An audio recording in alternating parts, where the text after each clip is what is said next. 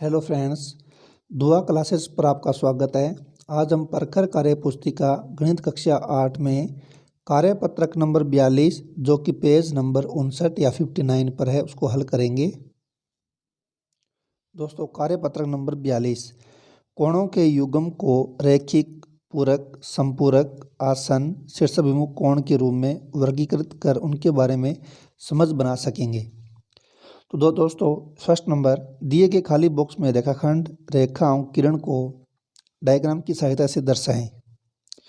तो रेखाखंड यानी दोस्तों ये रेखाखंड है। ये यदि इनकी लंबाई निश्चित होती है, रेखाखंड की लंबाई यहाँ से जितनी दूरी है वो रेखाखंड है। दूसरा है रेखा, तो उसको हम एक तीर के निशान की तरह दोनों तरफ लगाएंगे तो ये एक रेखा है, यानी वो दोनों तरफ बढ़ रही है, दोनों तरफ बढ़ रही है वो रेखा है। और किरण है जो वह रेखा जो एक ही साइड में या एक ही दिशा में बढ़ती है तो वो होती है किरण। तो ये इनके डायग्राम थे। दोस्तों नेक्स्ट है मिलान करना है। दो कोणों का योग 90 डिग्री। जब दो कोणों का योग 90 डिग्री हो तो उसे हम बोलते हैं पूरक कोण। दोस्तों उसे बोलेंगे पूरक कोण बोलेंगे। नेक्स्ट 90 डिग्री से 180 डिग्री के बीच बनने वाले कोण, यानी 90 डिग्री से ज़्यादा और 180 से कम, तो उसे दोस्तों बोलते हैं अधिक कोण। नेक्स्ट है दो कोणों का योग 180 डिग्री हो तो उसे बोलते हैं संपूरक कोण। संपूरक कोण दो रेखाओं के प्रतिच्छेद करने पर बने कोण शीर्षाभिमुख कोण। शीर्षाभिमुख कोण जैसे दोस्तों ये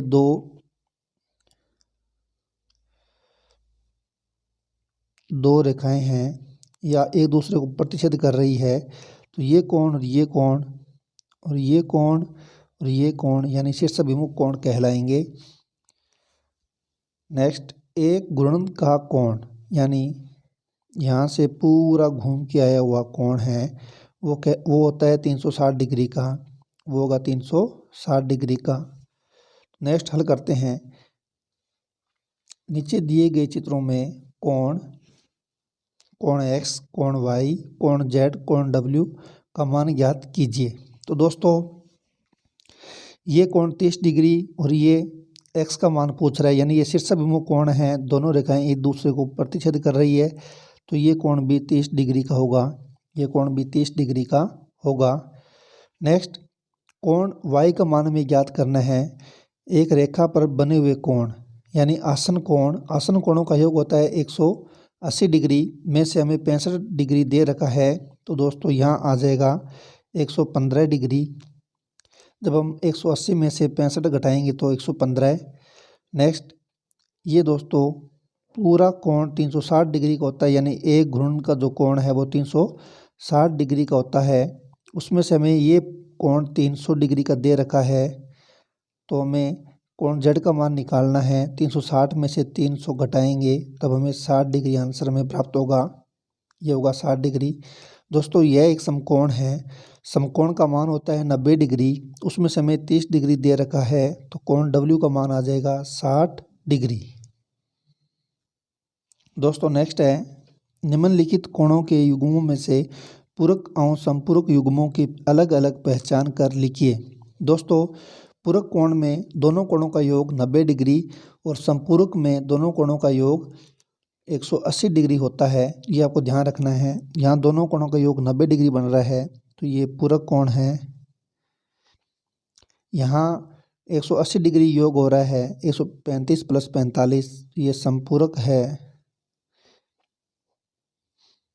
यहाँ 33 प्लस 57 डिग्री यानी 90 डिग्री, तो दोस्तों यह पूरक कोण है। 115 प्लस 65 180 यानी ये संपूरक है। नेक्स्ट 62 प्लस 28 यानी 90 डिग्री, तो ये पूरक कोण कहलाएगा।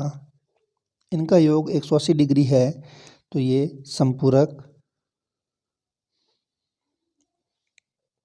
नेक्स्ट है रिक्त स्थानों की पूर्ति कीजिए। यदि दो आसन कोण संपूरक है तो बनाते हैं। यानी दो आसन कोण जैसे ये दोस्तों ये ये आसन कोण है, दो कोण। आसन कोण संपूरक है। संपूरक यानी दोनों का योग 180 डिग्री है तो वह क्या बनाते हैं, एक रैखिक युग्म बनाते हैं। तो लिखेंगे ये रैखिक युग्म बनाते हैं। नेक्स्ट, यदि दो कोण पूरक, यहाँ आएगा दोस्तों पूरक। पूरक क्यों आएगा, क्योंकि यहाँ उनके कोणों का योग 90 डिग्री होता है, यानी वह कोण जिनका 90 डिग्री, दोनों कोणों का योग 90 डिग्री होता है, वह कहलाता है पूरक कोण।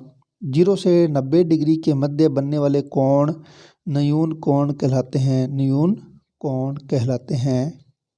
नेक्स्ट, यदि दो कोणों का योग 180 डिग्री है तो वे संपूरक कोण कहलाएंगे, संपूरक। तो दोस्तों आज हमने कार्यपत्रक नंबर 42 जो कि पेज नंबर 59 पर था उसको हल किया। धन्यवाद दोस्तों।